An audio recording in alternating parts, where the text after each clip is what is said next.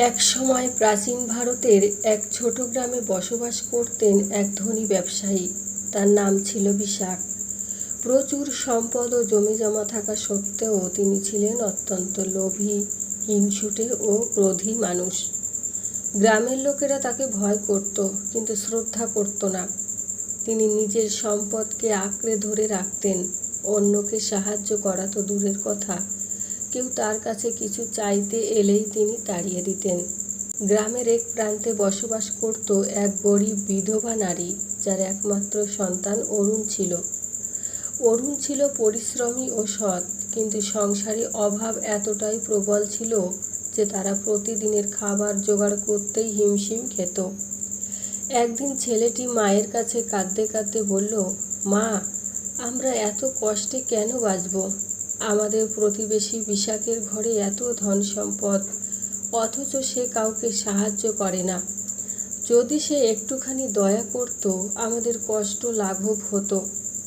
মা ছেলেকে সান্ত্বনা দিয়ে বলল, বাবা, সম্পদ দিয়ে নয়, মন দিয়ে মানুষ বড় হয়। মনে রেখো, অন্যের লোভ দেখে কখনো নিজের মন কালো করো না।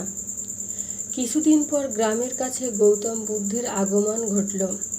চারিদিকে খবর ছড়িয়ে পড়ল, বুদ্ধ আসছেন। তিনি মানুষকে সত্য পথ দেখান।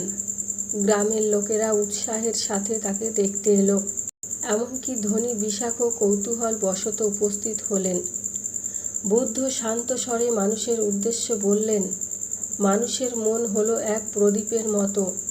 যদি সেটি জ্বালানো যায়, তবে সে শুধু নিজেকেই নয়, অন্যকেও আলো দিতে পারে। কিন্তু যদি প্রদীপটি লোভ, ক্রোধ আর হিংসার অন্ধকারে ঢাকা থাকে, তবে সে নিজেও অন্ধকারে ডুবে যায়, অন্যকেও অন্ধকারে ঠেলে দেয়। বুদ্ধের এই উপদেশ শুনে অনেকেই অনুপ্রাণিত হলো, কিন্তু বিশাখের মনে তা গাঢ়ভাবে বসল না। সে ভাবল, এসব শুধু কথা, জীবনে টাকার চেয়ে বড় কিছু নেই। কিন্তু ভাগ্যের লিখন ভিন্ন ছিল। কয়েক মাস পরে বিশাখের ব্যবসা সম্পূর্ণ ধ্বংস হয়ে গেল। বন্যায় তার গুদামঘর ভেসে গেল, জমিজমা নষ্ট হলো। এক রাতে তিনি গৃহহীন হয়ে গেলেন। যাকে এতদিন অপমান করেছেন, তাদের কাছেই তাকে হাত পাততে হলো। কিন্তু গ্রামবাসীরা রাগে তার দিকে ফিরেও তাকালো না। দীর্ঘদিন কষ্টের পর একদিন তিনি বুদ্ধের কাছে ফিরে এলেন। কাঁদতে কাঁদতে বললেন, ভগবান, আমি সব হারিয়েছি, মানুষ আমাকে ঘৃণা করে, আমি কিভাবে মুক্তি পাব? বুদ্ধ মৃদু হেসে বললেন, বিশাখ, তুমি আগুনের মতো ছিলে। আগুন যেমন জ্বালিয়ে দেয়, তেমনি তোমার লোভ ও ক্রোধ মানুষকে আঘাত করেছে। এখন তোমাকে শিখতে হবে কিভাবে সেই আগুনকে আলোতে রূপান্তরিত করা যায়।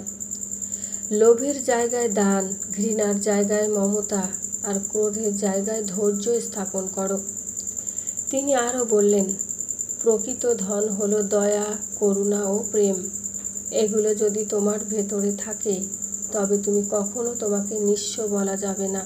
বুদ্ধের শিক্ষা শুনে বিশাখ গভীরভাবে অনুতপ্ত হলেন। তিনি গ্রামে ফিরে গিয়ে মানুষকে সাহায্য করা শুরু করলেন। যে ধন তার কাছে অবশিষ্ট ছিল, তা দিয়ে অসহায়দের জন্য খাবার ও পোশাকের ব্যবস্থা করলেন। ধীরে ধীরে গ্রামের লোকেরা তার পরিবর্তন লক্ষ্য করল। যারা আগে তাকে ঘৃণা করত, এখন তারা সম্মান করতে শুরু করল। অন্যদিকে অরুণ নামের সেই দরিদ্র ছেলেটিও বিশাখের কাছে গিয়ে কাজ পেল। বিশাখ তাকে নিজের ছেলে হিসেবে ভালোবাসতে লাগলেন। কিছুদিনের মধ্যে বিশাখ নতুন করে ব্যবসা শুরু করলেন, কিন্তু এবার তার হৃদয়ে দান ও করুণার আলো জ্বলছিল। তিনি বুঝেছিলেন, টাকা মানুষের সেবা করার মাধ্যম, অহংকারের অস্ত্র নয়। একদিন গ্রামের মাঝখানে একটি দাতব্য আশ্রম নির্মাণ করা হলো। বিশাখ সেটি উৎসর্গ করলেন বুদ্ধের নামে। আশ্রমের দরজায় লেখা হলো, অগ্নি জ্বালালে পোড়ায়, কিন্তু আলো দিলে পথ দেখায়। জীবনকেও এমন হতে হবে।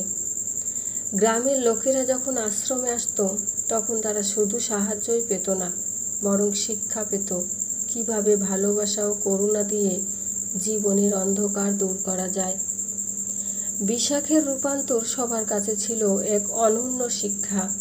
একসময় যিনি কেবল লোভের প্রতীক ছিলেন, তিনি পরিণত হলেন গ্রামের করুণার প্রতীক।